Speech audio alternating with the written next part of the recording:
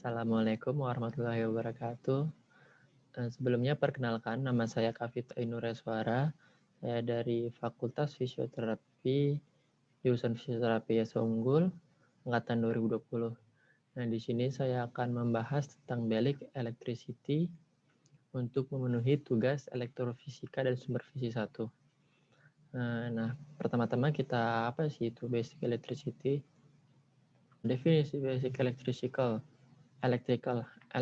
adalah penggunaan elektro dan sumber fisik yang memasukkan energi listrik ke dalam tubuh. Jadi kasarnya itu kita memberi energi listrik kepada pasien untuk memperbaiki sebuah jaringan atau syaraf. Jadi berbicara tentang energi listrik, ya berarti kita berbicara tentang jaringan yang dipersyarafi. Dan jaringan yang dipersyarafi itu ada syaraf, ada otot, dan tendon. Itu. Kemudian kita masuk ke jenis electrical. Jenis electrical yang pertama yaitu direct current atau DC, alternating current atau AC, dan pulse current atau PC. Di DC ini ada pertama yaitu ada arus galvanik, di AC ini ada interferential current atau IFC, di pulse current atau PC itu ada HVPC, ada nemes, dan ada tens. Seperti itu. Dan HVPC itu masuk ke monopasic, nemes itu bipasic, dan tens itu bipasic. Kemudian kita masuk ke jenis alat arus DC. Arus DC itu masuknya ke arus galvanik. Jadi arus galvanik itu adalah aplikasi stimulasi listrik lainnya yang melibatkan penerapan arus listrik berdenyut pada jaringan tubuh yang terkena dampak dalam merangsang kontraksi otot. Dan efek fisiologisnya itu ada memodulasi nyeri, vasodilatasi pembuluh darah, dan memacu kontraksi otot. Dan ada beberapa indikasi dari arus galvanik. Indikasinya itu yang pertama ada gangguan vaskular, ada inflasi kronik sendi, dan penyakit atau lesi pada sistem syaraf itu ada radikulitis atau ada juga plexitis, neuritis, dan juga ada neuralgia. Dan ada juga kontraindikasinya itu tidak boleh diberikan kepada area kulit yang daerahnya di mana terdapat logam pada jaringan, dan juga pada ibu hamil atau kehamilan, juga pasien yang tidak sadar, dan ada infeksi pada luka atau kulit. Jadi kalau misalkan ada luka di kulit itu kita tidak boleh melakukan terapi arus listrik seperti itu. Jadi harus benar-benar tidak ada luka. Dan kemudian di sini saya akan menjelaskan jenis alat dari arus AC, yaitu pertama ada alatnya yaitu interferential therapy.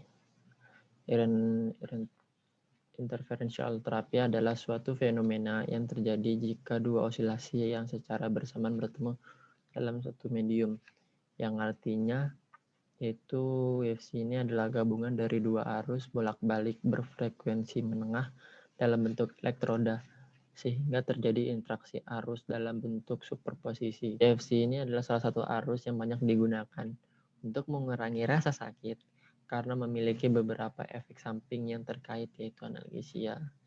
Itu selanjutnya itu jenis alat dari arus PC.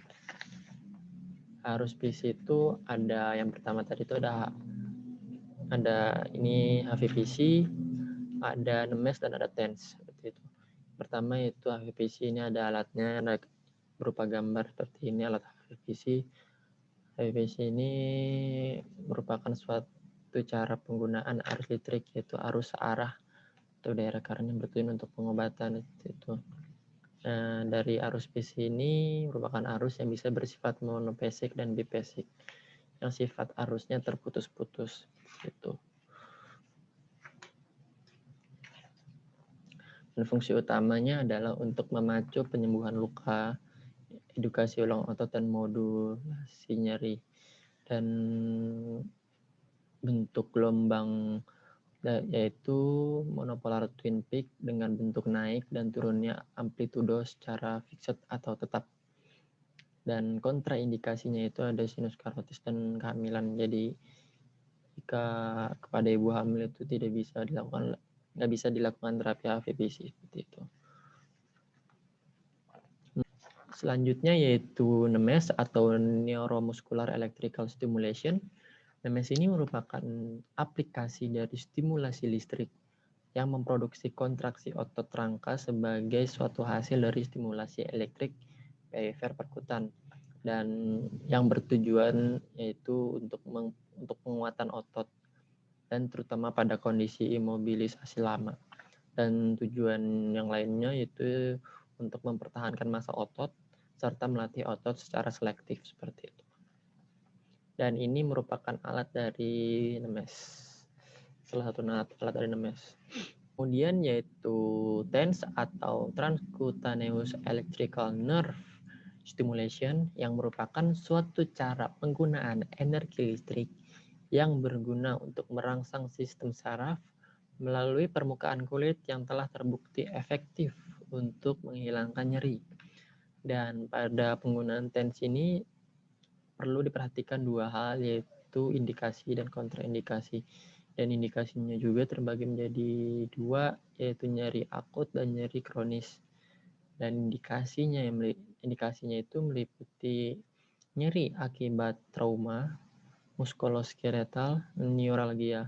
Sedangkan kontraindikasinya dari TENS itu yaitu penderita dengan alat pacu jantung dan juga alat-alat listrik yang ditemukan pada tubuh pasien. Itu. Dan TENS ini juga memiliki efek samping yang sering timbul, yaitu alergi pada kulit di mana elektroda ditempelkan. Reaksi tersebut biasanya disebabkan oleh gel pada waktu menempelkan elektroda. Seperti itu. Oke, di sini kemudian ada efek terapeutik. Jadi di efek terapeutik ini ada 10 efek yang berpengaruh. Efek yang pertama yaitu mengontrol nyeri akut dan kronis. Yang kedua yaitu mengurangi bengkak. Nah, dengan cara mengurangi bengkaknya itu dengan cara mengaktifkan kelistrikan. Dan kemudian energi listrik itu akan berpengaruh terhadap kerja otot. Otot itu akan berpengaruh terhadap kerja pembuluh darah, sehingga bengkak akan berkurang seperti itu. Kemudian mengurangi muscle spasm, yaitu terus kemudian yaitu mengurangi sendi kontraktur. Sendi kontraktur itu adalah di mana sendi itu terbatas geraknya, jadi tidak bisa bergerak, terbatas. Kemudian ada menghambat muscle spasm. Nah, kemudian ada lagi meminimalkan atrofi otot. Atrofi itu adalah otot yang mengecil. Kemudian ada menstimulasi tissue healing.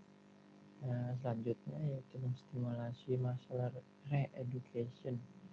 Re-education ini adalah mengajarkan otot itu agar bekerja dengan cara berkontraksi gitu.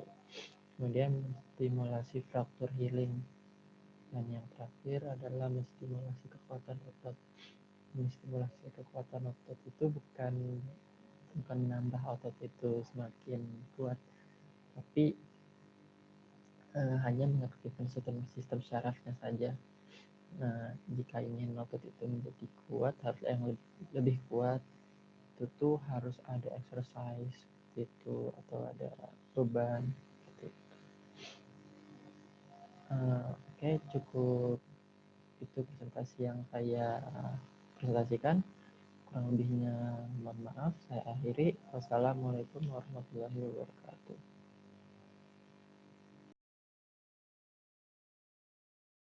In preparation for application of the electrodes, we're going to clean the appropriate regions of the shoulder.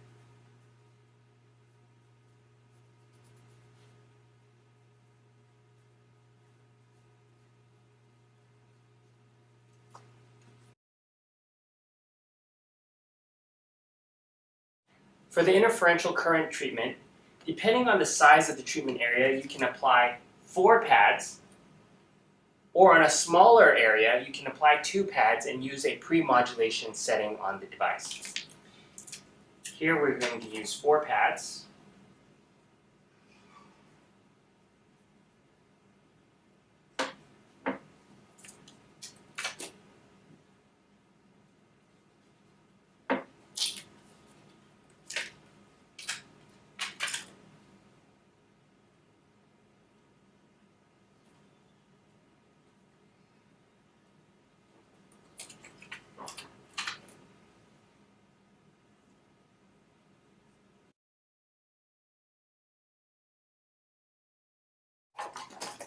So I'm going to make sure that the leads from channel 1 are connected and crossing the joint, crossing the target region. The leads from channel 2 are now also crossing the target region here, so that the currents will be crossing in the middle here.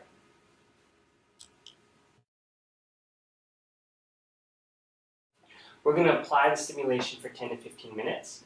At any point in time, if you feel uncomfortable, you can ring the bell and we can come and take off the electrodes.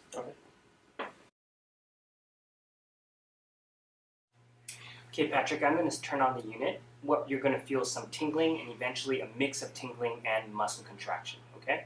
So let me know when you first begin to feel the tingling. Right there. Okay. We're watching now for the muscle contraction. There's a little bit of that muscle contraction. Good. What we're trying to do with this is be able to reduce your pain and see if it affects your comfort. Okay, so on a scale of 0 to 10, what is your pain right now? 3 to 10. Okay, good. And we're going to leave this on for a little bit.